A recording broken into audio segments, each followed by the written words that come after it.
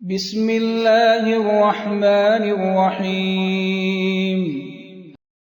شروع اللہ کے نام سے جو بڑا مہربان نہایت رحم والا ہے۔ الذین ينفقون اموالهم باللیل والنہار سرا وعلانیہ فلهم اجرهم عند ربهم ولا خوف عليهم ولا هم يحزنون۔ جو لوگ اپنا مال رات اور دن اور پوشیدہ اور ظاہر راہ خدا میں خرچ کرتے رہتے ہیں، ان کا صلہ پروردگار کے پاس ہے، اور ان کو قیامت کے دن نہ کسی طرح کا خوف ہوگا اور نہ غم۔ الذين يأكلون الربا لا يقومون إلا كما يقوم الذي يتخبطه الشيطان من المس، ذلك بأنهم قالوا إنما البيع مثل الربا وأحل الله البيع وحرم الربا، فمن جاءه موعظة من ربه فانتهى فله ما سلف وأمره إلى الله ومن عاد فأولئك أصحاب النار هم فيها خالدون۔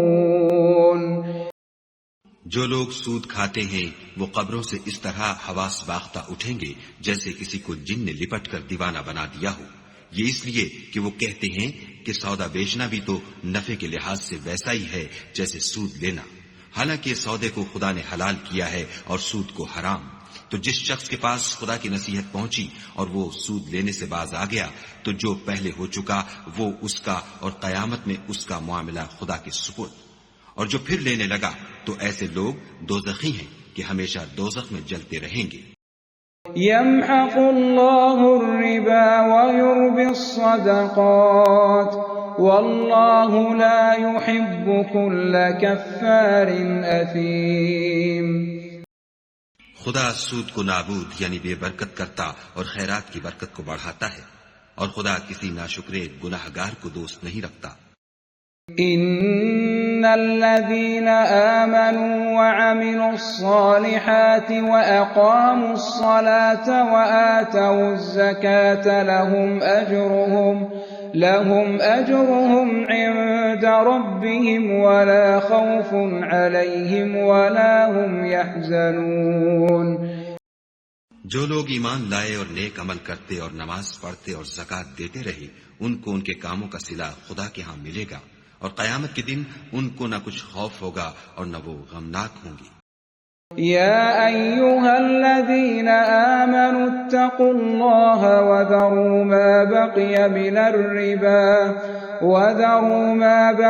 من الربا ان کنتم مؤمنین۔ مومنو، خدا سے ڈرو، اور اگر ایمان رکھتے ہو تو جتنا سود باقی رہ گیا ہے اس کو چھوڑ دو۔ فَإِن لَّمْ تَفْعَلُوا فَأْذَنُوا بِحَرْبٍ مِّنَ اللَّهِ وَرَسُولِهِ وَإِن تُبْتُمْ فَلَكُمْ رُءُوسُ أَمْوَالِكُمْ لَا تَظْلِمُونَ وَلَا تُظْلَمُونَ۔ اگر ایسا نہ کرو گے تو خبردار ہو جاؤ کہ تم خدا اور رسول سے جنگ کرنے کے لیے تیار ہوتے ہو، اور اگر توبہ کر لو گے اور سود چھوڑ دو گے تو تم کو اپنی اصلی رقم لینے کا حق ہے، جس میں نہ اوروں کا نقصان اور نہ تمہارا نقصان۔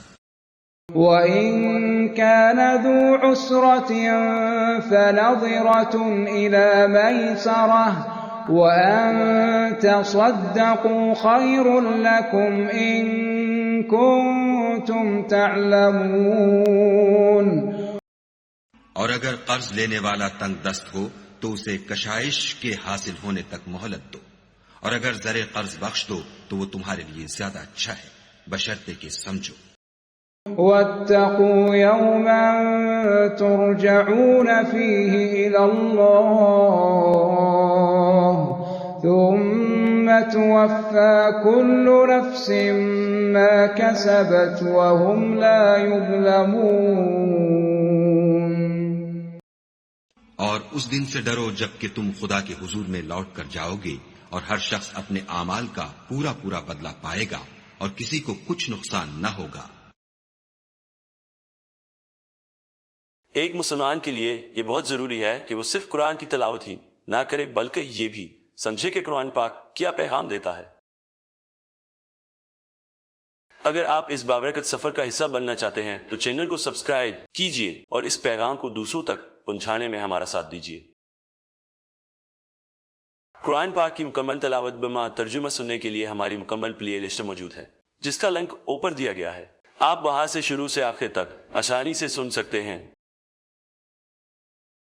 اگلا رکوع اگلی ویڈیو میں پیش کیا جائے گا۔